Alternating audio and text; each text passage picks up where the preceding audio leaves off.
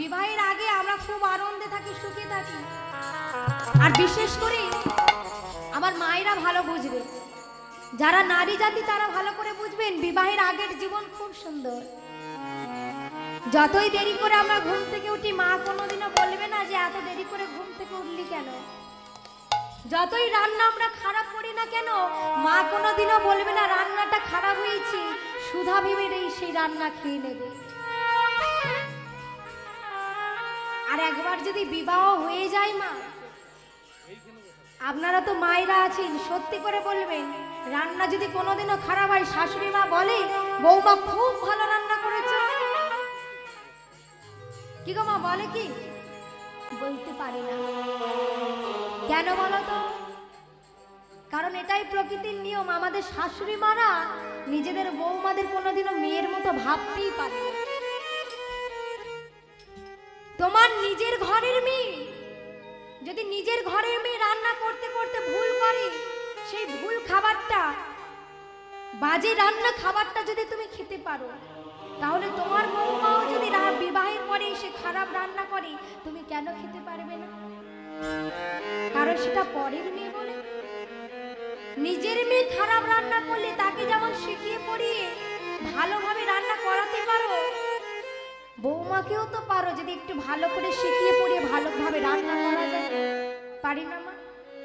কিন্তু আমরা করি না। যদি আসে তখন বলি কি বাপের বাড়ি থেকে কি কাজ শিখে এসেছে। সকালে দিনে রাতে ভুল করলেই খোঁটা দিই। কিন্তু এটা আমার বাবারা না বুঝুক, আপনারা নারীরা বুঝবেন মা। একদিন আপনিও কিন্তু ওই বৌমার বয়সটা আপনারও ছিল। একদিন আপনিও কিন্তু কোনোদিনও সবার প্রথমে ভালো রান্না করতে পারেন। একদিন আপনার রান্নারও ভুল ছিল। একদিন আপনিও কিন্তু সঠিক বৌমা ছিলেন না। আঘাত প্রতিঘাত পেতে পেতে আপনি একদিন সঠিক গিন্নি হয়েছে। নাইবা আপনার বৌমা পারল। তাকেও যদি নিজের মেয়ের মতো শিখিয়ে পড়িয়ে নেন, তাকেও যদি হাতে হাতে কাজ শিখিয়ে দেন, দেখবেন একদিন সেও আপনার মতো যোগ্যতম গিন্নি হবে। শুধু শেখানোর দরকার, তাকে ভালোবেসে আপন করার দরকার। মাধবী মোহিনীর সঙ্গে হীরাচণ্ডালের বিবাহ হলো। বিবাহের পরে খুব সুখের সংসার। কিন্তু সুখ তো বেশি দিন থাকে না মা। এই সুখ দুঃখ হলো মা দুই ভাই। কারোর যদি মা সুখ থাকে, দেখবেন সেই সুখের পিছনে একদিন দুঃখ কিন্তু থাকবে। আর কারোর যদি দুঃখ থাকে, দেখবেন একদিন তার পিছনে সুখও লুকিয়ে থাকে। একদিন দুঃখ সুখকে বলছে, সুখ ভাই তুমি কতই না ভালো। এই জগতে প্রত্যেকটা মানুষ তোমাকে চায়। সবাই বলে ভগবান আমায় সুখ দাও, কেউ মুখ ফিরেও আমাকে চায় না। কেউ কোনোদিনও বলে না আমায় দুঃখ দাও। কি গো মা, ভগবানকে তো প্রতিদিন ডাকি, কোনোদিনও বলি ভগবান আমাকে দুঃখ দাও? বলি কি আমরা? কোনোদিনও বলি না। সুখ যখন এভাবে বলেছে, সুখ দুঃখকে ডেকে বলছে, দুঃখ ভাই তুমি যে আমাকে বলছো আমি ভালো, আমি কোনোদিনও জগতে ভালো নই। কেন জানো?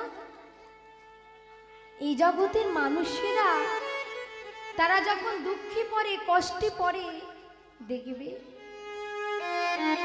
সবাই কিন্তু ভগবান চরণ আশ্রয় করে। এই জগতের মানুষের কারোর যদি একবার সুখ এসে যায়, তার মনে বড় অহংকার জেগে যায়। দেখবেন আপনাদের ঘরের ছেলে যদি কোনোদিন চাকরি পেয়ে যায়, কোনোদিন যদি চাকরি পেয়ে যায়, আপনাদের যদি অনেক টাকা পয়সা হয়ে যায়, দোতলা তিনতলা বাড়ি হয়ে যায়, আপনাদের মনে অহংকার জাগে না? আমার ছেলে তো বড় চাকরি করে, আমার আর কি দরকার, আমার টাকা পয়সা আছে, আমার বড় বাড়ি হয়ে গেছে। তাই সুখ আজকে দুঃখকে বলছে, ওগো দুঃখ ভাই এই জগতে কেউ যদি একবার সুখী হয়, তারা যে ভগবানকে ভুলে যায়। যে আমার পরম কৃপাময়ীকে ভুলে যায়। কিন্তু একবার যদি এই জগতে কেউ দুঃখী হয়, একবার এই জগতে যদি কেউ কষ্ট পায়, সেই কষ্ট পেয়ে, সেই দুঃখ পেয়ে সে কিন্তু ভগবান চরণ আশ্রয় করে। কষ্ট না পেলে তো আমরা কোনোদিনও মা ভগবান চরণ আশ্রয় করব না। আজ মোহিনী হীরাচন্দালের বিবাহ হয়েছে সুখের সংসার, কিন্তু দেখতে দেখতে সেই সুখের সংসারে দুঃখের ছায়া। মোহিনী হীরাচন্দাল বহু বছর বিবাহ হয়ে গেল, তাদের কোনো সন্তান হলো না। আপনারা তো এখানে নারীরা আছেন, মায়েরা আছেন, মা, কারোর যদি এই জগতে যদি কারোর না সন্তান হয়, তার মতো কষ্ট আর কারোর থাকে না। মা প্রতিদিনের মতো হীরাচন্দাল, সে তো চন্দ্রাল বংশের পুত্র ছিল, মা, না মন্দিরে কাজ পাই, কোনো কাজ তাকে দেয় না, তাই মাধুকরি করে সংসার চালাতো। তাই হীরাচন্দাল একদিন মাধুকরি করে এনে ঘরে ফিরেছে, আর এদিকে মোহিনী আমার গৃহের কাজ করছে আর নয়ন জলে কাঁদছে। হীরাচন্দাল মোহিনীর কাছে এসে বলছে, মোহিনী, একি তোমার চোখে জল কেন? ও কিছু নয় স্বামী, তুমি তো মাধুকরি করে এনেছো, তুমি তো প্রভু সেবা দেবে। এক কাজ করো, আমার রন্ধন হয়ে গিয়েছে, তুমি স্নানাদি করে প্রভু সেবা দিয়ে আমি তোমার সেবার ব্যবস্থা করব। যাও, তুমি স্নান সেরে এসো। স্বামীকে যেই না কথাটা বলে দিয়েছি, হীরাচন্দাল মোহিনীর হাত ধরেছে। মোহিনী, প্রতিদিন আমি প্রভু সেবা দিই, আজকেরও দেব, কিন্তু তার আগে বলো, তুমি কাঁদছো কেন? আমি কি তোমাকে কোনো দুঃখ দিয়েছি? বলো না। এত বছর আমরা বিবাহ করেছি, আমার দ্বারা কি তুমি কোনো দুঃখ কষ্ট পেয়েছো? কি হবে স্বামী, আমার মতো অধমা, আমার মতো হতভাগী কান্নার কারণ শুনে তোমার কি লাভ? যে স্ত্রী পারে না তার স্বামীকে একবারের জন্য বাবা ডাকটা শুনতে দিতে, যে স্ত্রী পারে না স্বামীর মুখে সামান্য হাসি ফোটাতে, তার মতো হতভাগী অধমার কান্নার কথা তুমি শুনে কি করবে? মায়া। হীরাচন্দাল মোহিনীর চোখের জল মুছে দিয়ে বলছে, মোহিনী, আমি জানি তোমার সন্তান নেই বলে তোমার কষ্ট হয়, তাই আমি কোনোদিনও তোমাকে একবারের জন্য বলিনি কেন তুমি আমায় একটা সন্তান দাওনি। আমি জানি সন্তান না থাকার যে কষ্ট, যে দুঃখ, যে যন্ত্রণা, তা বোঝার মতো আমার ক্ষমতা আছে। কিন্তু না মোহিনী, তোমার যা কষ্ট, তোমার যা দুঃখ, তুমি ভগবানকে জানাও। শুনেছি ভগবান নাকি কৃপাময়, তিনি নাকি করুণাময়, তিনি কোনোদিনও ভক্তের মনের বাসনা না পূরণ করে থাকতে পারেন না। মোহিনী স্বামীর কথা মতো মা ভগবানের চরণে বসেছে। স্বামী গিয়েছে মাধুকরি করতে, আর মোহিনী বসেছে ভগবানের চরণে। ভগবানের সম্মুখে বসে ভগবানকে ডেকে বলছে, দয়াময়, পারো নাকি, পারো নাকি তুমি আমায় একটা সন্তান সন্নতি দিতে? আমার যে বড় দুঃখ, আমার যে বড় কষ্ট, দয়াময়,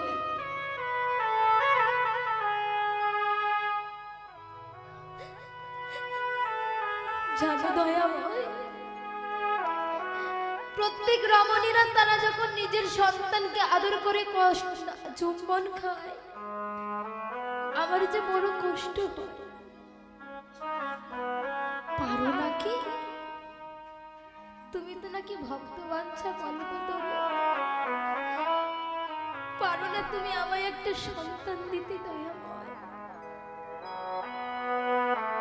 মোহিনী চোখের জলে ভগবানের চরণে কাঁদছে। কি গো মা, ভক্ত যদি ভগবানের চরণে বসে এমন ভাবে কাঁদে আর কেউ থাকতে পারে? মোহিনী ভগবানের চরণে বসে কাঁদছে আর বলছে দয়াময় আর তুমি আমায় কত কাঁদাবে? গিরিধারী প্রভুকে ডাকছে আর বলছে বলো দয়াময় আর তুমি আমায় কত কাঁদাবে? নয়ন জলে কাঁদছে মা, বক্ষ ভেসে যাচ্ছে। দয়াময়কে ডেকে বলছে প্রভু গিরিধারী আর কত আড়ালে আড়ালে রবে, তুমি আড়ালে আড়ালে রবে। নিতাই গৌর হরি বল হরি বল হরি বল।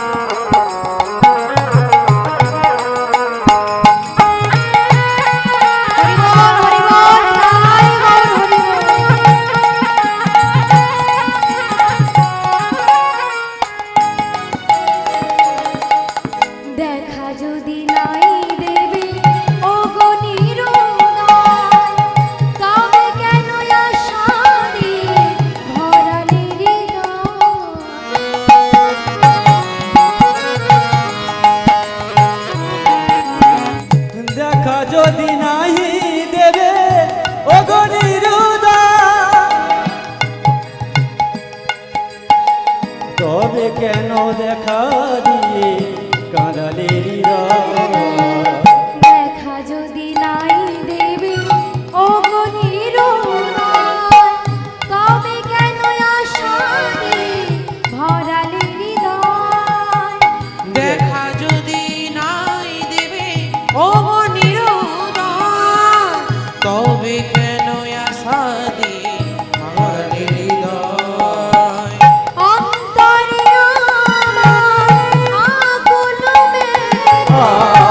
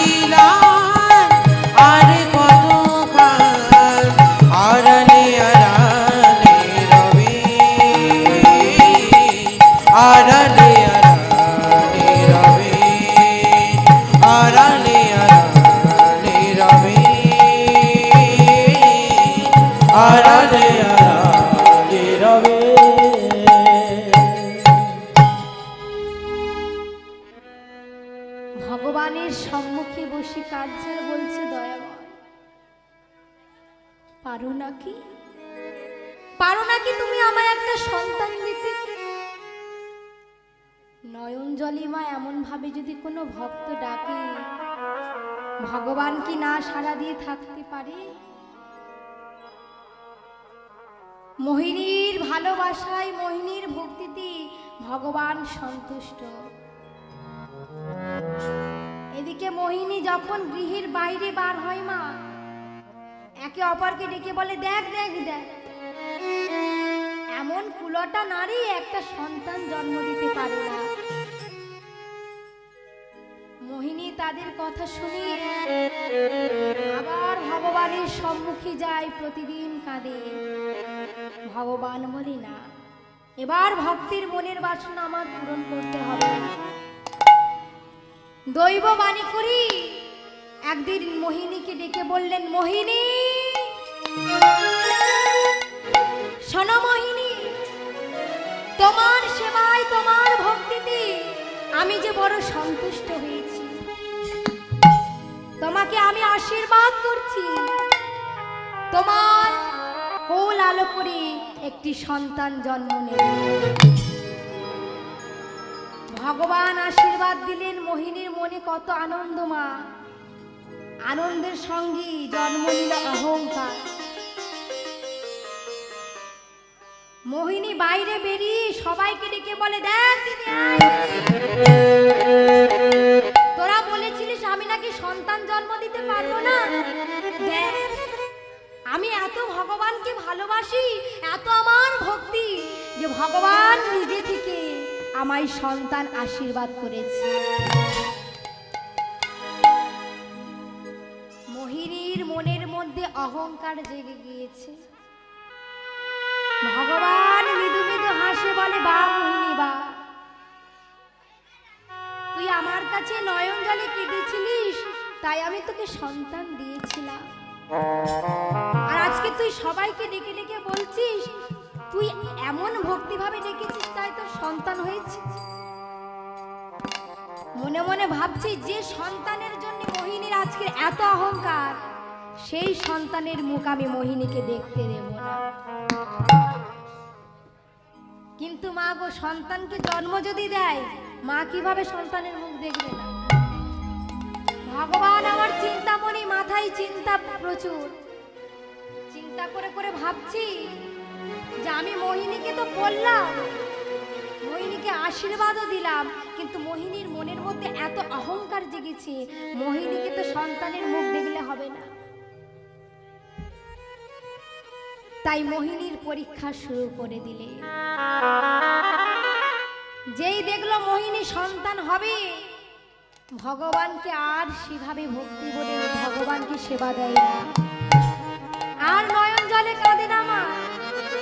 যখন প্রয়োজন ছিল নয়ন জলে ভগবানকে কাঁদলো, ডাকলো, আর যেই শুনলো সন্তান হবে, আর ভগবানের চরণে বসে কোনোদিনও কাঁদে না, ভগবানকে ভালোভাবে সেবা দেয় না। দেখতে দেখতে মোহিনী 10 মাস এসে গেল। প্রচুর কষ্ট। মোহিনী মা আজ 3 দিন না খেয়ে রয়েছে। কি গো মা, 3 দিন যদি কোনো গর্ভবতী নারী না খেয়ে থাকে, কেমন ভাবে সে থাকতে পারে বলেন তো? আমরা যদি মা একদিন উপবাস যাই, তাই না? আমরা যদি একদিন উপবাস যাই মা, আমাদের কত কষ্ট হয় না? যখনই দেখবেন আমরা উপবাস যাই, শুধু বারবার মনে হয় কখন আমরা খেতে পারি। আর মোহিনী আজকের 3 দিন ধরে উপবাস গিয়েছে, কিছু খেতে পায় না, একটু অন্নও পায় না। স্বামীকে ডেকে স্বামীর হাতটা ধরে বলছে, স্বামী, ও স্বামী, যাও না গো, যাও না গো, কারোর বাড়ি থেকে যদি পারে একটু মাধবপুরি করে আনবে, আমি যেন জ্বালা সইতে পারছি না। ক্ষুধার জ্বালায় আমার যে বড় কষ্ট হচ্ছে, বড় যন্ত্রণা হচ্ছে, আর যে আমি পারি না। যাও না, দেখো না যদি কেউ 2টো মাধবপুরি করে যদি একটু অন্ন দেয়। কথা শুনে মনে মনে ভাবছি হীরা চন্ডাল ঠিকই তো, একটা গর্ভবতী নারী 3 দিন ধরে না খেয়ে থাকতে পারে না। মোহিনীর হাত ধরে বলছে, মোহিনী তুমি এখানে বসো, আমি মাধুকরী করতে যাচ্ছি, চিন্তা করো না, আমি ঠিক সময় ফিরে আসবো। ভগবান আমার মনে মনে ভাবছি এই উপযুক্ত সময়, এই সময়েই আমাকে আমার কাজ সেরে নিতে হবে। যেই না হীরা চন্ডাল মাধুকরী করতে গিয়েছি, ভগবান আমার তাড়াতাড়ি নীল আকাশ কালো করে দিয়েছে। আকাশ ঘিরে কালো মেঘ জমে গেল, বৃষ্টি হচ্ছে। হীরা চন্ডাল আর পথ চিনতে পারলো না, পথ হারিয়ে ফেলেছে। এদিকে মোহিনী প্রসব যন্ত্রণা এত পাচ্ছে, দয়াময়কে ডেকে বলছে, দয়াময় কেউ কি নেই, আমি যার পারছি না, আমি যার পারছি না এই প্রসব যন্ত্রণা সহ্য করতে। কেউ কি নেই এই সময় আমার কাছে? প্রসব যন্ত্রণা সহ্য করতে করতে মোহিনী একটি ফুটফুটি কন্যা সন্তান জন্ম দিয়ে মারা গেল। যেই সন্তান জন্ম নিয়েছে মোহিনী, যেই মারা গিয়েছে, কালো আকাশ যেন সাদা হয়ে গেল। আকাশ পুরো পরিষ্কার হয়ে গিয়েছে। মা হীরা চন্ডাল মাধুকরী নিয়ে পথ চিনে আসলেন গৃহে। আর গৃহে এসে দেখছি সদ্যজাত একটা কন্যা সন্তান হাউ হাউ করে কাঁদছে। ছুটে গিয়ে ঝোলা বস্ত্র রেখে দিয়ে মেয়েটাকে কোলের মধ্যে রেখেছি। আহা, কত সুন্দর আমাদের একটা কন্যা সন্তান হয়েছে। সবাই বলতো না আমি বাবা হতে পারবো না, সবাই বলতো না আমি বাবা ডাকটা কোনোদিনও শুনতে পারবো না। এবার আমি সবাইকে দেখাবো, দেখ দেখ আমি বাবা হয়েছি, আমাকেও বাবা বলার মতো একটা সন্তান আছে। কোলের মধ্যে সন্তানকে রেখে মোহিনীকে ডেকে বলছে, মোহিনী ও মোহিনী দেখো দেখো না আমাদের কি সুন্দর একটা কন্যা হয়েছে, দেখো ঠিক তোমার মতো দেখতে হয়েছে, দেখো যেন মনে হচ্ছে আমার মোহিনী আমার কাছে আছে। ও মোহিনী দেখো দেখো আমাদের মেয়েকে দেখো। যেই না স্ত্রীর অঙ্গে হাত রেখেছে মা, মোহিনীর অঙ্গ শীতল হয়ে পড়ে আছে। নাসিকা মনে হাত দিয়েছি, নিঃশ্বাস প্রশ্বাস আর পড়ছে না। মোহিনীর কাছে গিয়ে সন্তানটিকে রেখে বলছে, মোহিনী ও মোহিনী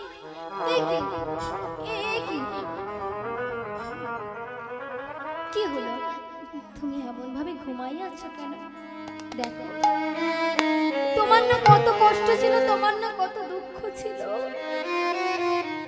তুমি তো চাইতে আমাদের একটা সন্তান হোক। দেখো মোহিনী আমাদের খুব সুন্দর একটা কন্যা হয়েছে। ও মোহিনী একবার চেয়ে দেখো না গো, তুমি যদি এভাবে চুপ করে থাকো তাহলে কিভাবে হবে বলো? একবার চোখ খুলো। মোহিনী কোনো কথাই দেয় না মা, কোনো শব্দ করে না। ছুটে গিয়ে হীরা চন্ডাল প্রভুর চরণে বসেছে, প্রভুর চরণে পড়ে বলছে, দয়াময় এটা তুমি কি করলে? তুমি আমার মোহিনীকে আমার কাছ থেকে কেড়ে নিলে। আমার জন্য না হয় এই সদ্যজাত সন্তানের কাছ থেকে তার মাকে কেড়ে নিলে। এই মেয়েটাকে আমি কিভাবে মানুষ করব বলতে পারো দয়াময়? নয়ন জলে কাঁদছে মা। কি গো মা, আপনারাও তো এখানে মা রয়েছে। কোন একটা সদ্যজাত সন্তানের কাছ থেকে মা, তার যদি মা চলে যায়, যার মা গিয়েছে সেই বুঝতে পারে। এই জগতে দেখবে মা, কারোর যদি বাবা চলে যায়, কোন সন্তানের যদি বাবা চলে যায়, তার মা কিন্তু মানুষ করে মা। পরিশ্রম করে কষ্ট করে তার সন্তানটি কিন্তু মানুষের মতো মানুষ করে। কিন্তু এই জগৎ থেকে যদি কারোর মা চলে যায়, সেই সন্তানকে বাবা মানুষ করতে পারে, কিন্তু মানুষের মতো নয়।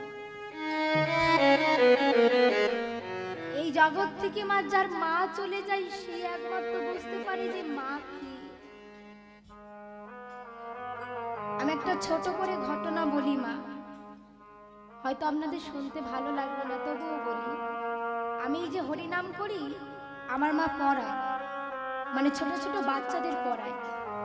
তা আমার মার কাছে একটা ছোট্ট 6 বছরের একটা মেয়ে এসেছিল পড়াশোনার জন্য। মার কাছে 1-2 বছর পড়ে হয়েছে, বয়স তার এখন হয়েছে 8 বছর।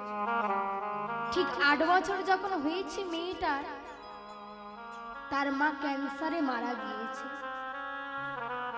সেই মেয়েটা মা আমার মার কাছে পড়তে আসতো। তার মা মারা গিয়েছিল বলে আমি তাকে বোনের মতো ভাবতাম। আমার কোনো বোন নেই, একটাই ভাই আছে। তা একদিন আমি মাকে বলেছিলাম, মা ওর তো মা মারা গিয়েছে, ও তো দুর্গাপূজায় আনন্দ করতে পারবে না, তা তুমি একটা দিন আমার কাছে নিয়ে আসবে, একটা দিন ও আমার সঙ্গে থাকবে, একটা দিনের জন্য অন্তত আনন্দ করতে পারবে। মেয়েটাকে এনেছি মা, দুপুরবেলা আমি এনেছিলাম। নিজের মায়ের মতো করে সাবান মাখিয়ে পরিষ্কার করে স্নান করিয়ে ভালো সেজে গুজে দিয়েছি। একটা মাথায় ক্লিপ পরিয়ে দিয়েছি, আমার একটা ক্লিপ পরিয়ে দিয়েছিলাম। মেয়েটা খুব আনন্দিত হয়েছে। সন্ধ্যাবেলায় আমার সাজার আগে তাকে খুব সুন্দর করে সাজিয়ে দিয়েছি, যতটুকু পারি। মা তো নই মা, দিদির মতো যতটুকু পারি সাজিয়ে দিয়েছি। দুর্গাপূজায় আমাদের সঙ্গে ঘুরতে গিয়েছে, তো আমাদের সঙ্গে খাবার যখন খাচ্ছে মা, সে কিন্তু আমাদের সঙ্গে খাবার খাচ্ছে, তাকে কোনো টাকা দিতে হবে না, খুব ভালো খাবারই খাচ্ছে। কিন্তু তার চোখ থেকে জল পড়ছে। আমি কি তাকে বলেছিলাম যে তুই তো এই ফুচকাটা খেতে ভালোবাসিস, তাই জন্য তোকে ফুচকাটা খাওয়াচ্ছি, তাহলে কাঁদছিস কেন? সে আমাকে হাতটা ধরে বলেছিল, দিদি গো,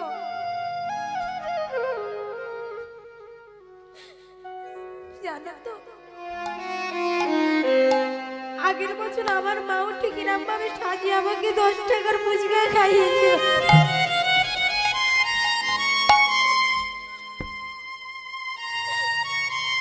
তাই জানো তো আজকে বারবার আমার মার কথাটা বড্ড মনে পড়ছে। ও দিদি, তুমি তো নাকি অনেক পড়াশোনা শিখছো, তুমি নাকি কলেজে যাচ্ছ, বলতে পারবে আমার মা কি আমাকে আর কোনোদিন এভাবে সাজিয়ে দেবে না? কোনোদিনও কি আমার মা আমাকে এভাবে আর কোনোদিনও ফুচকা খাওয়াবে? আমি সেদিন কিছু বলতে পারিনি মা, যে যতই শিক্ষিত ব্যক্তি হোক না কেন, এরকম কোনো প্রশ্ন যদি কেউ কাউকে করে, যতই শিক্ষিত হোক, যতই ডিগ্রি পাক, আমার মনে হয় সেও কোনোদিনও উত্তর দিতে পারবে না। সেই মেয়েটাকে দিয়ে আমি উপলব্ধ করতে পেরেছিলাম, আজ আমার মা আছে বলে আমি এত সুন্দর করে সাজতে পারছি, আমি কলেজে যেতে পারছি। আজ আমার মা আছে বলে আমি সমস্ত কিছু বর্তমান রাখতে পারছি। কিন্তু ওই যে 8 বছরের ছোট্ট মেয়েটা, যারা এখন খেলাধুলার বয়স, যারা এখন পড়াশোনার বয়স, সেই 8 বছরে তার মাকে হারিয়ে ফেলেছে। যার মা চলে যায়, সে বুঝতে পারে যে মা চলে গেলে কত কষ্ট হয়। যদি কারোর মা চলে যায়, দেখবেন মা, তার অনেক আত্মীয় স্বজন থাকে, তার পিসিমা থাকে, তার কাকিমা থাকে, তারাও কিন্তু সেই মেয়েটাকে বা সেই ছেলেটাকে ভালোবাসে। তারাও খেতে দেয়, তারাও পড়তে দেয়, তারাও স্নান করিয়ে দেয়, তারাও ভালোবাসে। কিন্তু তারা যখন খেতে দেবে, খেতে দেওয়ার দায়িত্ব তাই খেতে দেবে, কোনোদিনও মার মতো করে কোলে বসে তোমাকে খাইয়ে দেবে না। কোনোদিনও মার মতো করে ভাববে না যে আমি আমার মেয়েটাকে সাজিয়ে দিলে যত সুন্দর লাগবে, হয়তো অন্য কেউ সাজালে সাজাতে পারবে না। এটাই হলো মা, আমাদের মায়েদের তফাৎ। মা ডাকটা মা খুব ছোট, খুব ছোট, মা আকারে মা। পিসিমার পরেও মা থাকে, কাকিমার পরেও মা থাকে, কিন্তু মা থাকলেও তার আগে কাকি শব্দটা যুক্ত হয়, তার আগে পিসি শব্দটা যুক্ত হয়। কিন্তু মা শব্দের আগে কোনো যুক্ত হয় না, কারণ মা মাই হয়। নিতাই গৌর হরি বল, হরি বল, হরি হরি বল।